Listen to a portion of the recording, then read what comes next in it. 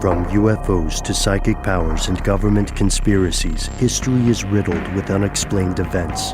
You can turn back now or learn the stuff they don't want you to know. A production of iHeartRadio.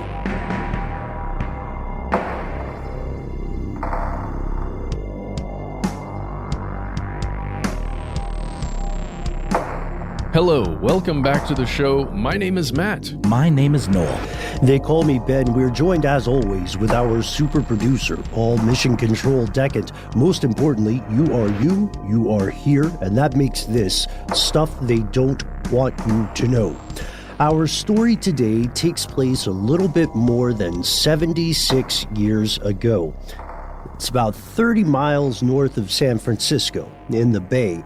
It's a story that includes a number of proposed conspiracies and a number of proven conspiracies.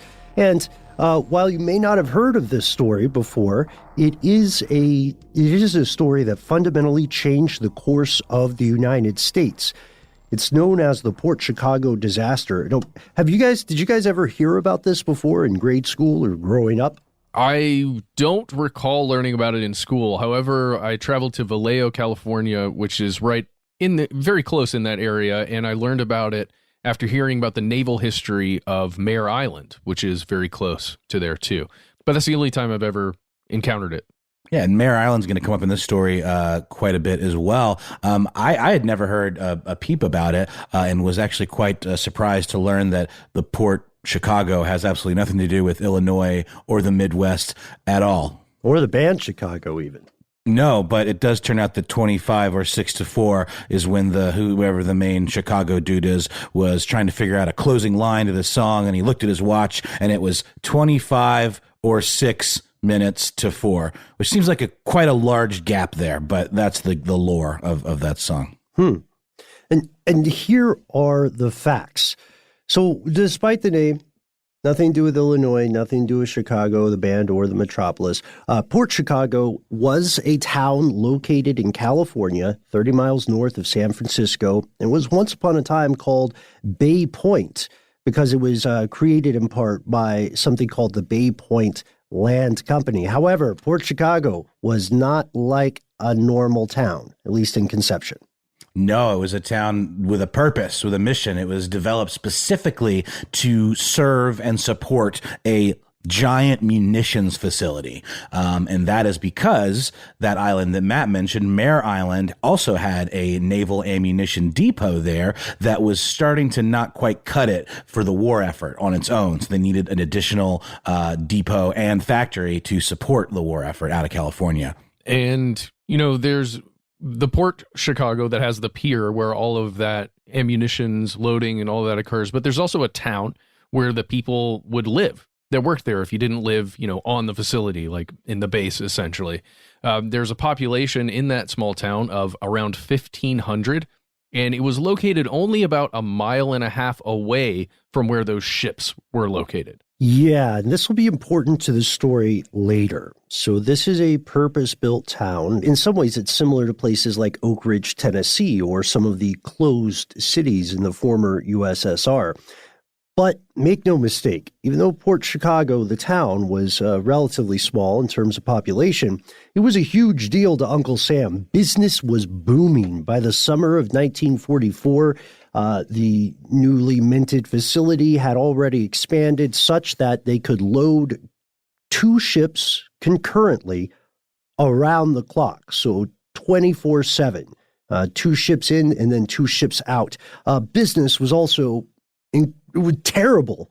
In addition to booming, whether you thought it was awesome or terrible depended on your role in the process, because the Navy and all of the armed services at this time were still segregated. And that meant the dangerous, awful, crappy jobs like loading live munitions were typically assigned to the African-American units. And these guys were not, what's the old saying? These guys were not set up for success by their superiors or command structure. No, I mean, it makes me think of the term cannon fodder that you hear oftentimes. And there are, hellish stories of African American troops being put on the front line as essentially human pawns, to be kind of to soak up the brunt of an onslaught so that the folks in the back could maybe live on to fight another day. And this is not dissimilar from that. It's not direct combat, but it's involving the handling of some very unstable and dangerous munitions without proper training. Yeah, I mean, think about that. These are high explosive materials and projectiles, essentially, that they're handling without proper training. These guys that were forced to do this work were trained for hand-to-hand combat, for other combat roles with weapons and such, but they didn't have any official training on how to do what they were doing at night, in the middle of the night after working all day. And they were told to do this without training by their white superior officers.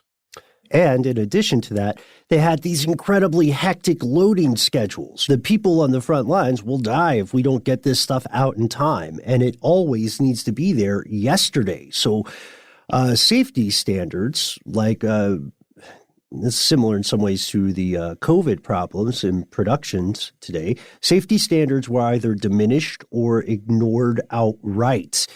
What could go wrong? Like, this is a bit of a tangent, but, in a lot of productions nowadays, film productions, or I think TV productions as well, there is someone who is hired as a COVID compliance officer or something like that. And nobody really listens to them. They've got a terrible job because they're supposed to speak truth to power. And you guys know the hierarchy of sets. You can't, even if you're right, you can't go up to the director, some A-list celebrity, and be like, hey, legally it's mask time, Morgan Freeman or whatever. You'll get fired. And that's what's happening. Well, that's true, but yes, I agree with you completely, Ben. But also, like that, it is, if one person on a set gets COVID, the whole production has to shut down, and I've heard of that happening quite a few times. Here in our little film bubble of Atlanta.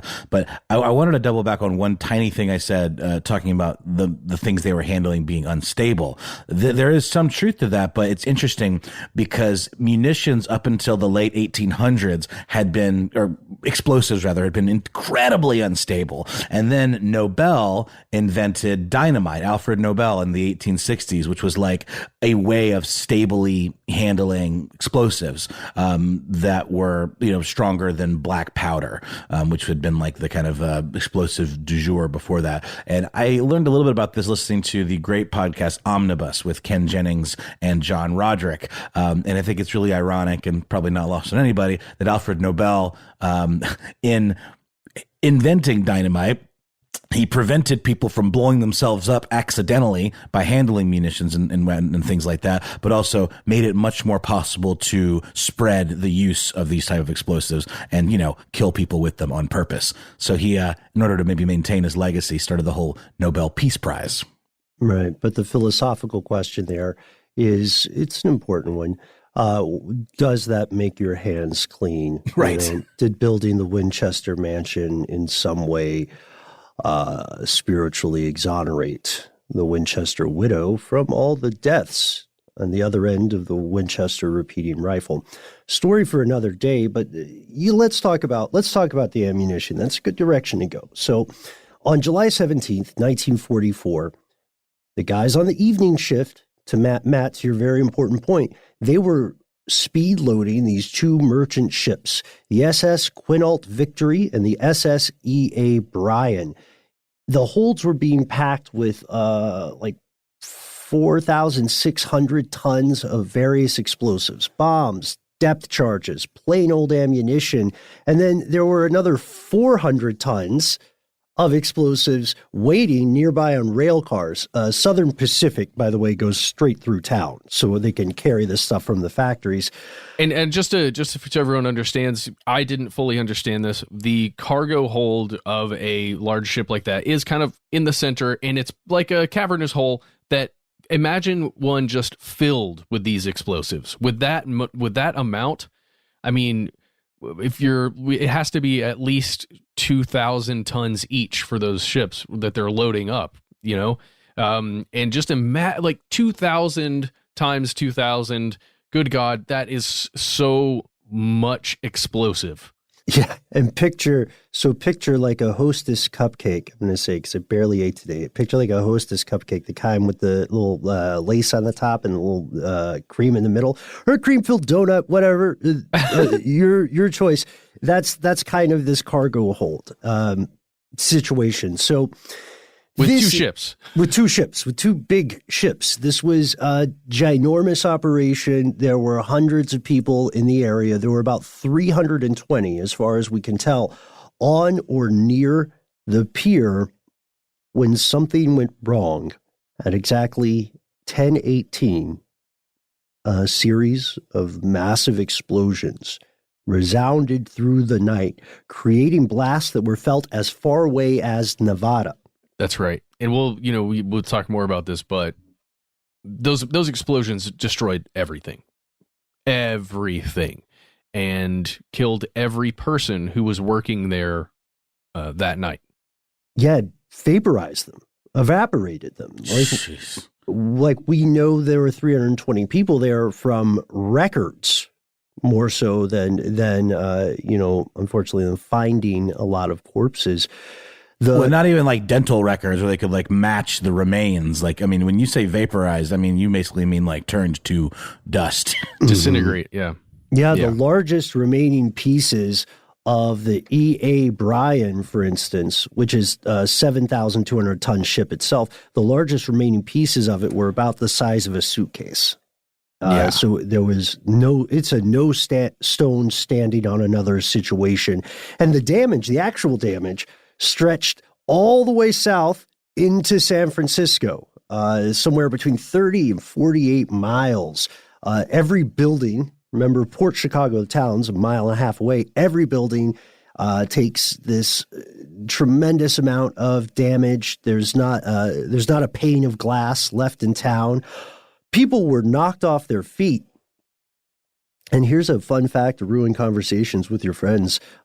Despite what we see in action films, any explosion powerful enough to knock someone off their feet also usually does very serious damage to their bodies. Shout out to Rachel Lance, who has been a guest on some of our shows in the past. She is an expert, one of the world's foremost experts in underwater explosions, which I did not know is a job you could have. It's the coolest job, or at least the most niche job, but also the coolest, most niche job, and really enjoyed talking to her about that. Yeah, and so she can verify this. Oddly enough, through some remarkable coincidence, a bunch of the town's residents are harmed, but none are killed. They're much more lucky than the people at the pier. Would that have been by like flying debris, perhaps, or some kind of shockwave?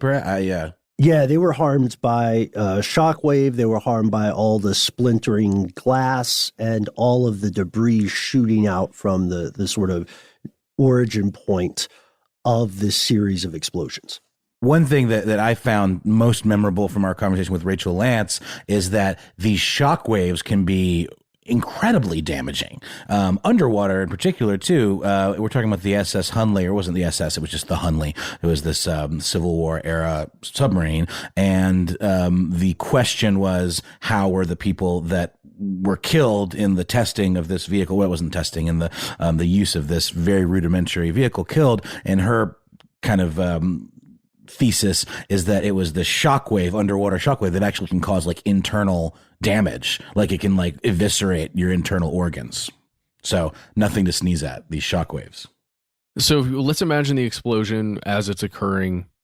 When this initial explosion occurs, and then there's just so many more that follow, whatever caused the biggest one, and it's most likely that it was in the E.A. Bryan, with all of those tons of explosives. There was smoke and fire that just leapt into the air. It was almost 2 miles high when people were observing it. There was a pilot in the area who was flying about 9,000 feet up, noticed that there were metal chunks the size of, a house from the explosion flying past him. The other ship, the Quinault that we were talking about, it in the aftermath, when it was found, there was just a tiny piece of it that was sticking up vertically, essentially. That was one of the biggest pieces of wreckage that was discovered there. Just insane when you think about the force that was exerted from this explosion. Right. And insane when you think that pilot made it through to relay the story. Yeah. The cause of this explosion, as you said, Matt, we don't, it remains unknown today. And that is because all of the evidence that would have been helpful from a forensic standpoint was destroyed moments, like millisecond, a few seconds after that first explosion at 10:18. This makes the Port Chicago disaster the largest man-made detonation in history to that point, by a healthy margin too. Like pre-nuclear weaponry deployment, this is the largest explosion. Nearly 2/3 of the people who lost their lives at Port Chicago that evening were African-American enlisted men serving in the Navy. Here's another troubling statistic. In that one night, the deaths in that one night equal 15% of all African-Americans killed throughout the entirety of World War II. And the people who did survive somehow, who were far enough away to just get away with some injuries or something, they were still treated horribly afterwards. The white officers supervising them were given hardship leaves. What a terrible disaster. You go take some time, be with your family. But the black survivors were ordered to clean up the base, lickety-split, including picking up the remains of their dead colleagues. Yeah. So you have to go and again, this is, when we say remains, we're not talking about a coherent single body. We're talking about pieces of people. Yeah, and according to stories, many of them worked for 2 or 3 days straight, attempting to clean up the entire area. The absolute worst possible job that someone could be asked to do. You know, I can't even imagine being able to like look at my superior with a straight face and be like, "Sir, yes, sir." But it gets worse, doesn't it? Gets much worse, yeah. The surviving men are quickly reassigned to the nearby Mare Island, and they're expected to carry on. Just to carry on, that's a state of war. Today, we call this, as we said, the Port Chicago disaster, but in a very real way, that explosion is just the beginning of the story. We'll pause for a word from our sponsor and dive in after this break.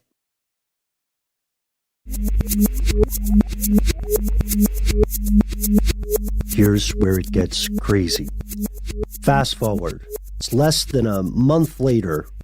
The Navy starts ordering members of these segregated units to load more munitions.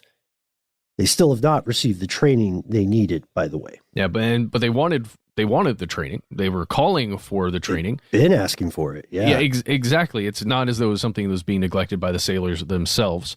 And there were 258 sailors who then went on a work stoppage, or a strike, essentially. They caused a work stoppage. Yeah, and, you know, this isn't like a civilian strike. I mean, it's essentially, you know, refusing the orders of a commanding officer at this point, which is sort of frowned upon in the military. Certainly is, but you know, these are men that don't have weapons that are essentially saying, I'm striking my work. I don't know. It feels different than, I don't know, the way it's described, at least. No, I'm just saying that's how it would be viewed, I think, from the brass's perspective. You know, it's like you are disobeying a direct order. Yeah, that's correct. In Matt, as you said, calling it a work stoppage or strike is the perfect description for the civilian world. That's what everybody would call it. In the Navy, this refusal to work did count in their mind as mutiny. And there were a number of detainments and arrests. One building was converted into a brig to hold these people, but it was never meant to hold 258 people. There's a point there about direct orders. One of the big questions is, were these 258 men directly asked to load munitions? And if not, were they just saying, well, I'm not going to volunteer for it, right? there's a guy named Lieutenant Gerald E. Veltman who heads the defense, and he says these accusations of mutiny are incorrect, and pretty certain that in his personal life, he thought some of this stuff was racially motivated. He had a pretrial brief wherein he cites the definition of mutiny from a thing called Winthrop's Military Law and Precedents, and he says, look, the 50 people who are getting straight up charged with mutiny said, look, there's no proof that they conspired. They didn't get together and say, we're going to usurp, subvert, or override superior military authority. They just did not want to die. Right. I always thought of a mutiny as sort of like the equivalent of like a coup on the high seas, where you are colluding to overthrow the commander of the vessel or the authority structure of the vessel and take over, and oftentimes with ill intent, right? Yeah. Like most of us in the U.S., when we think of mutiny, the most famous one for us would be the mutiny on the Bounty. Which led to the creation of the nation we know as the Pitcairn Islands today. And the Pitcairn Islands should be a story. It should be an episode of their own. Are you guys too familiar with that? No. It sounds so familiar, but I don't know. There's a long running intergenerational child abuse situation there, and I think the current mayor was involved, still mayor, was reelected. It's going to be one of those episodes where we have to say at the top it may not be suitable for all audience members, but in the meantime, folks, do a little digging of your own if you'd like before we get to it. It's a shame, but that's the most famous mutiny. Yeah, no, for sure. Well, let's just go back quickly to that concept of the mutiny and what actually occurred.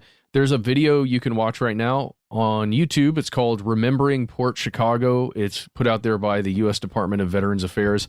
And in it, there's described one of the first actions that was taken that was considered a mutiny or a mutinous by the commanding officers. And it was literally to not turn a certain way when the commanding officer gave them an order to turn, I guess, to then head in to the facility where they would begin working and, loading munitions and things. And it literally started there, and then it just kind of snowballed, right? Snowballed, exactly. And like to Ben's point, it wasn't as though everybody, or at least to the historical record, it is not known if there was a big meeting or something to decide that this was going to occur. Right. Some people got together allegedly and said, let's have this work stoppage. Let's not repeat the mistakes that occurred in Port Chicago. But then there were other people who were caught up in the crossfire of systemic racism because they were told, there's one account that just says, look, we were told to stand in a line. And then our officers told us, okay, if you're not going to load munitions, step to your, right, or step to your left if you are. And then the people who just said, I don't want to do that, got jailed, which I feel like maybe there was a different answer if you knew so much was riding on this question. But like you guys established earlier, Veltman hits on some consistent points. He said many of these men, like you said, Matt, have not been asked directly to do anything. And the ones who refused often said, look, I'm only refusing because I need some training. I need safety protocols. They're not even giving these people gloves, by the way. And then while they were saying this, they were carrying out other unrelated tasks, maintenance, cleaning, stuff like that. And they also made no threats. They weren't like, we're going to string you up so-and-so. So he makes a pretty good case that whatever the definition of mutiny is, the Port Chicago 50, as they came to be known, do not fit the definition. Their actions don't fit the definition. But he lost that argument, didn't he? He did indeed. The prosecution, which was led by Lieutenant Commander James F. Coakley, replied that any persistent refusal to work by two or more men was in itself sufficient proof of a conspiracy to override authority, and as such was tantamount to a mutiny, which I would argue, I mean, I'm not a naval lawyer or anything, but I would argue that's some pretty creative thinking there, some very circuitous arguing. Yeah, it's like, at what point does it become a conspiracy, right? The etymology of conspiracy is just to breathe together. So you're whispering or silent together. I don't know. And how does the military handle this? Because chain of command is so fundamentally important, right? Yeah. Just imagine the embarrassment that the United States Navy was feeling in those months, right? The embarrassment that the largest explosion up until that point had occurred on their soil, involving their own sailors and their munitions and all that. It was just, I can't imagine the embarrassment. And it feels like an act to almost, I don't know, an act to shift blame, maybe, yes. Or an act, right? Yeah, absolutely. This is absolutely looking for someone to point a finger at, even if it's not directly related to the explosion, looking for a vulnerable group to scapegoat. Well, like maybe almost a diversion, right? It's like, look over here at these guys who broke the rules and disobeyed direct orders, as opposed to look at us, sitting high and mighty in our commander's chairs, which is a thing, because it was ultimately on them to provide the proper training, which clearly wasn't done and clearly made these.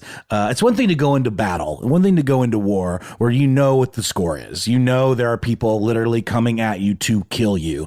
You would not expect that treatment among your commanding officers and your colleagues. Agreed. And so, although clearly it seems like the three of us are on Veltman's side in this pretrial conversation, he lost the argument. The trial began on September 14th of that year. All 50 men pled not guilty to the charges, but what happened next? We'll tell you after a word from our sponsor.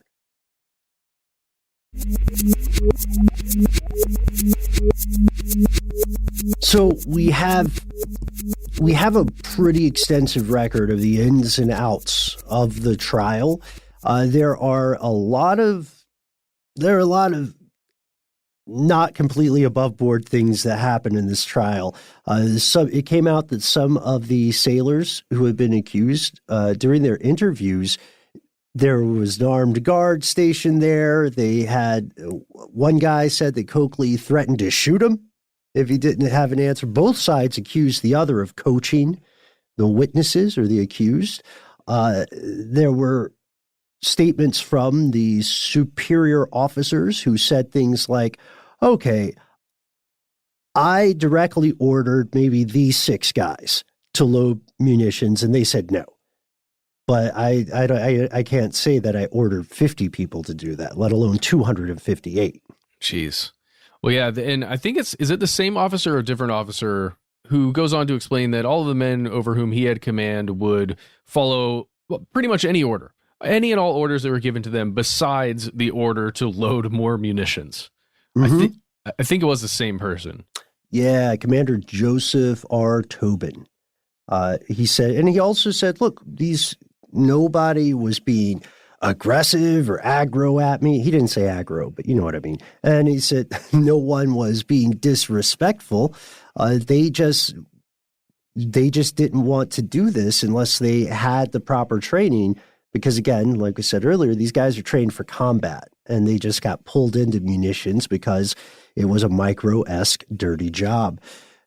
And increasingly, race played a huge public role in this, and some troubling facts emerged, both about how the commanding officers saw the enlisted men, and then how they treated them, right? Because there's some explanations we found. Yeah, and a pretty salacious, kind of rumor milly kind of detail emerged through some hearsay that was kind of exposed during the trial. And it was the notion that someone was heard telling the men, quote, "Don't go work for those white motherfuckers."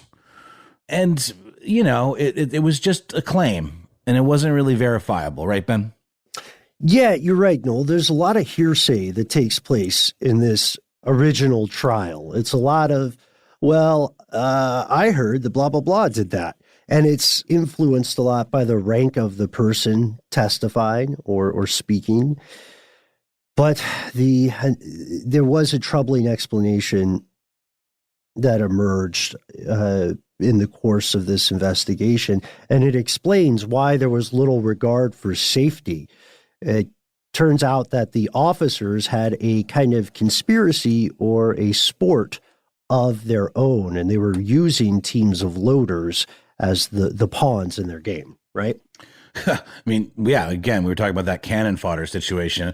They were essentially cracking the whip in seemingly for their own amusement. I mean, again, this could be taken in many different ways, but possibly as a way of increasing productivity or maybe encouraging the men in kind of like a playful way to outdo each other. But there was this concept that emerged that the commanding officers were encouraging races or even like requiring races among the teams with zero regard for their safety. If they already had any, this was even more of an escalation of that absolute disregard for the safety of these men. And they were making bets. So it's essentially, it's the most dehumanizing treatment of these men who were already being treated pretty inhumanely. Mm-hmm. Maybe you could say it was meant to be like a motivating thing, right? We're getting these out quickly. So maybe it wasn't meant to be as dangerous as it was. There were also the Longshore Union warned them that something bad was going to happen when they were moving these munitions so quickly and so haphazardly. So 208 of those guys don't get charged with mutiny. They get bad conduct discharges, which affects their status as veterans, and they have to forfeit their pay. But the other men that we call which by the way, forfeiting their pay affects their status in all ways, just in life, just losing all the pay that they would have gotten. Yes, that is absolutely correct. And the other 50 men that we call the Port Chicago 50 today were ultimately convicted of mutiny. And they were given incredibly, cartoonishly harsh sentences, 15 years of prison, along with hard labor, along with a dishonorable discharge as a little cherry on the top. So now these guys aren't just scapegoats, or they're not just a diversion, right? They are examples to every other member of the armed services, an example that says, step out of line and we will put you down. Yeah, and it really did. It painted these 50 men as bad guys. And in a way, the Navy is commenting on the 320 men who lost their lives in the actual Port Chicago disaster by doing this to these 50 men. And again, we're talking about shifting the blame. It's just pretty tragic that occurs. And when it does occur, it catches the attention of a lot of people. It becomes a fairly large story. And specifically, one person who sees it, hears about it, is a civil rights activist and who was a man who was the chief counsel of the NAACP at the time, Thurgood Marshall, and he steps in. And yeah, I'm just laughing because that guy is like, that's the last person you want to be in a disagreement with. The man's brilliant. He's driven. I wouldn't even play Scrabble with him. He would rock your shit. He's that smart. And so he also, of course, is guided by the principles of justice. He thinks this court-martial, the entirety of the proceedings, he thinks they're bogus. He thinks it's a diversion, the way that Matt, Nola, and I mentioned earlier. He gets special permission to fly into California, and he can sit in on the proceedings. This guy is a legal legend, too, at this point. So he's sitting in on the proceedings. He can't defend anybody. Like the terrible comparison would be like, like a vampire can't go in your house unless you invite them. He's the opposite of a vampire. He's a cool dude, but he can't interfere officially because he's a civilian. It's a military court. So what he can do is advise these people or consult with them. So imagine being that prosecutor, Coakley, and you're doing some shady stuff to try to get the verdict you want. And then you see, just one day, just sitting there calmly, is Thurgood Marshall. He's watching you. Occasionally, he'll take out a pen, write something down. Yeah, keep watching you. It'd make your temperature rise, for sure. Yeah. And it's good that he was there. He went on a public campaign with this, and it had public support, too. One of the things he called for was a government investigation, not just into Port Chicago, or not just into the Port Chicago 50, but the Navy's widespread systematic practice of assigning African-American service members to these segregated support roles or putting them in unsafe conditions. And for a while, it seemed like this would be a hard-won battle, but a battle they could win. Eleanor Roosevelt got involved and circulated some of the pamphlets, right? Yeah, the first lady of the time. She joined up with the NAACP, and they attempted to appeal the case because we said these men got 15 years in prison and hard labor, and they got that dishonorable discharge. So they went in to appeal the case, and I'm pretty sure they lost at first, or they were unable to. They were unsuccessful at appealing the case at first. But there were two trials going on. There's a court-martial proceeding, and then there's the trial of public opinion of what everybody is saying because of what Thurgood Marshall and several others are writing about the subject and the trial and the Port Chicago disaster. Mm-hmm. The nation is forced to look at itself in the mirror, right, through the lens of these events and confront its various prejudicial practices. Why? We ask ourselves in kitchen tables around America at this time, why is our government putting Black men in the most dangerous jobs they can or the most menial jobs, and in either case, putting them there with no realistic hope of advancement or a growth path? This is a dead-end job that could kill you. And then why are we punishing these people when they refuse to accept? These are good questions. And he's probably kept Marshall awake at night for a long time. He poured a lot of his heart and soul into this. He went to those 50 guys to see if there was some way he could legally represent them instead of just having conversations with them. And he had to get explicit written permission from each of these 50 men to make an appeal for them. And he did it. Yes, he did indeed. And on April 3rd, 1945, Marshall went to D.C. to present his case, and he pointed out that the prosecution had misled the court on the definition of mutiny, which I think we all felt pretty hard from the start. He also pointed out that the Navy had in some ways been looking for someone to blame or scapegoat for the disaster, as also seemed pretty clear to any kind of casual observer here. And here's a great quote from his testimony or from his presentation. Quote, "The accused were made scapegoats in a situation brought about by a combination of circumstances. Justice can only be done in this case by a complete reversal of the findings." Wow. Yeah. I mean, it makes total sense.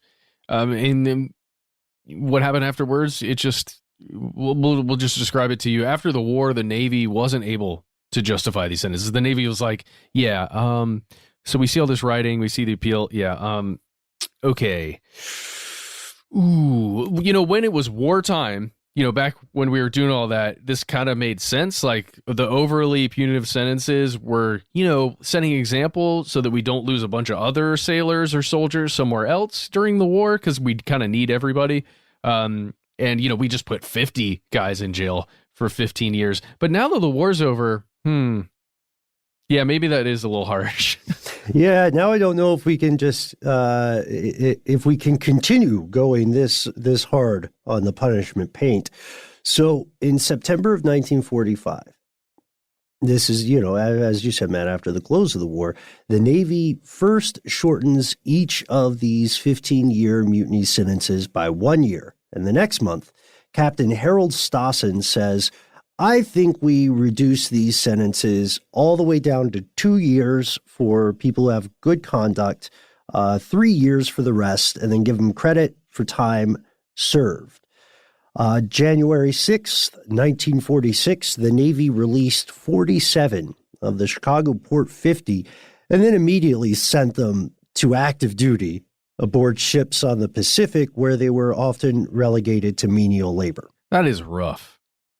Getting jailed by your employer, essentially, then told, all right, you're done with jail. Come on back. Get on another ship. Get out of here. I wonder what podcast jail is like. Or podcast prison. Somebody's going to tell us there's a difference between podcast jail and podcast prison, I'm sure. Ooh, I don't know. I think it's just all ad reads. Like you have to do ad reads all day long without stopping. They're all ad reads about the podcast laws you broke, right? That's it. Oh, boy. But astute listeners, you'll notice we said 47 of these 50 men. There are 3 left. 2 of those 50 prisoners stayed in the prison's hospital for months. They were recuperating from injuries. And there was one guy who had what they called a bad conduct record. But this story, what's so weird about this is that there was a conspiracy on the part of the Navy, I think that's fair to say, to find someone to blame. There was an alleged conspiracy on the part of the men at Mare Island to not die, which is a conspiracy we all sort of participate in on a normal day, I imagine. But then this series of events ultimately led to the desegregation of the military. It ultimately gave the U.S. military something that other folks at first blush might think is counterintuitive. It made the military a very progressive institution, on paper at least, in terms of gender, in terms of race or religious belief, etc. Because in 1948, President Truman desegregated the whole thing, not just the Navy, everything else. The militaries, at least. The militaries, at least, yeah. And the story doesn't end there, however. No, this rippled outward into practically the present day, in the 1990s. Freddie Meeks, one of the few surviving members of the Port Chicago 50, was encouraged to petition the President of the United States for a pardon. And, this is the kind of stuff where, as history sort of looks at things through a more progressive lens, these are the types of things that pardons make a lot of sense for, right? So others of the Port Chicago 50 had refused to ask for a pardon, reasoning that it implied guilt on their part, that only guilty people needed to receive forgiveness, like it was some kind of absolution, acknowledging that their crime had been committed. So they continued to hold firm on that position, the position being that they were not guilty of mutiny in the first place, which I think we've, again, through that modern lens, pretty unequivocally proven. Yeah, and you can look at YouTube videos and a bunch of writing on this right now. There's a YouTube video from NBC Bay Area, and it's called The Port Chicago Disaster 75 Years Later, where you can hear a story from a man named William Ross, who was a survivor from the Port Chicago disaster.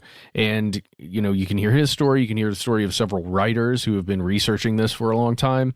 And you can hear that argument against pardon. And it's a really strong argument to say pardon is not the right thing here. Exoneration is the only way forward for this. Right. And that I agree that is a solid argument.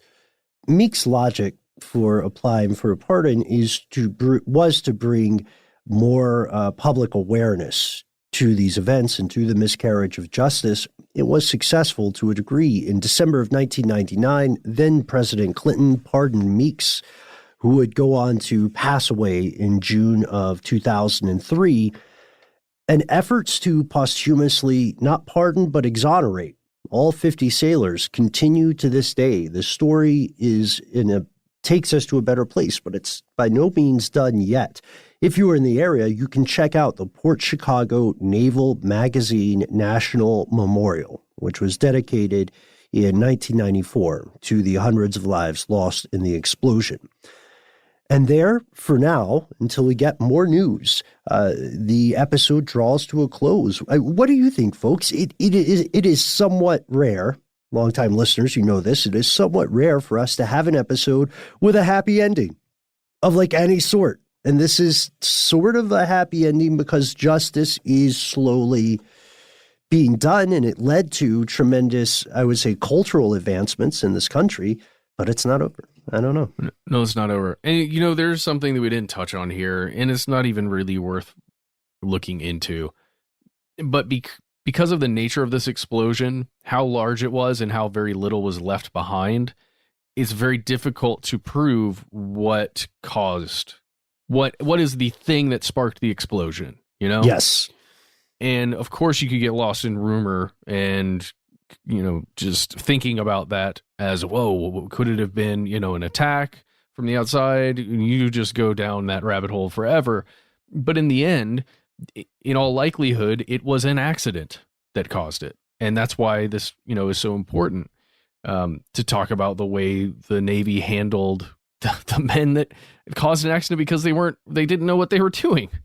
But again, there still lies in there the possibility that it was something else. And I think that has fueled some discussion of this disaster for quite a time. I don't have any answers there, but it is something you could look into if you're interested. Like, what if this was a cover up for something even more embarrassing, an attack, right? A successful enemy attack or sabotage of Port Chicago, which in that case makes the Navy and Uncle Sam look even worse, because instead of putting up the truth, they doubled down and blamed these guys. That's terrible, but you're absolutely right. The official explanation is unknown. Like, it's literally, we don't know what happened. We just know that something made one thing explode, which made other things explode, which made other things explode. Yeah. Really tragic, man. And I would advance another thing here at the end of our time together today.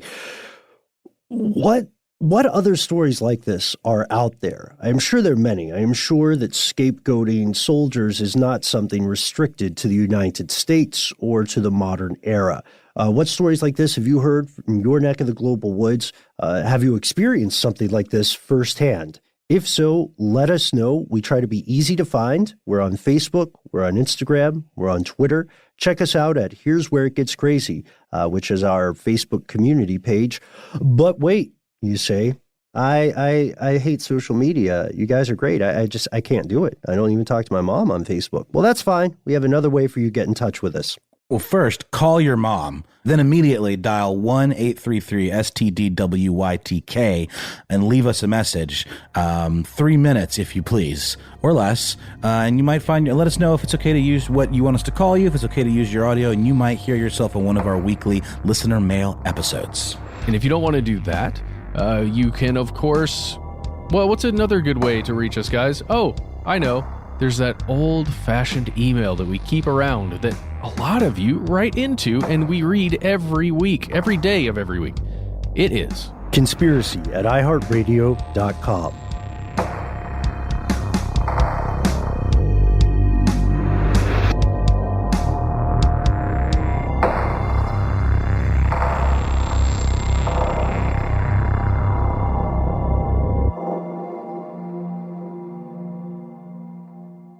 Stuff They Don't Want You to Know is a production of iHeartRadio. For more podcasts from iHeartRadio, visit the iHeartRadio app, Apple Podcasts, or wherever you listen to your favorite shows.